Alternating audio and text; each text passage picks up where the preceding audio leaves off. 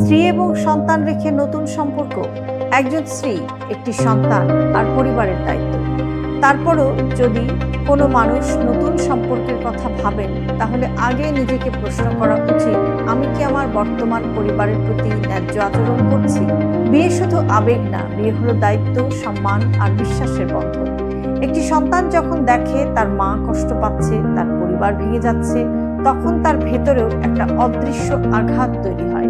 নতুন সম্পর্ক যে সবসময় খারাপ তা কিন্তু নয়, কিন্তু সেটা যদি হয় পুরনো দায়িত্ব উপেক্ষা করে, তাহলে সেটা শান্তি আনতে পারে না। কখনো কখনো মানুষ ভাবে নতুন মানুষ এলে আমি সুখী হব, কিন্তু সুখ শুধু মানুষ দিয়ে আসে না। সুখ আসে বোঝাপড়া, সম্মান আর দায়িত্ব পালনের মাধ্যমে। যদি সত্যি সমস্যা থাকে, তাহলে আগে কথা বলুন, সমাধানের চেষ্টা করুন, পারিবারিক শান্তি বজায় রাখার চেষ্টা করুন। কারণ সম্পর্ক জোর করে তৈরি করা যায় না, আর ভাঙা পরিবার সহজে জোড়াও লাগে না।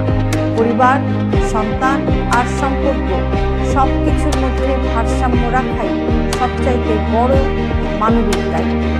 ভালোবাসা এমন হওয়া উচিত যেখানে কেউ যেন কষ্ট না পায়।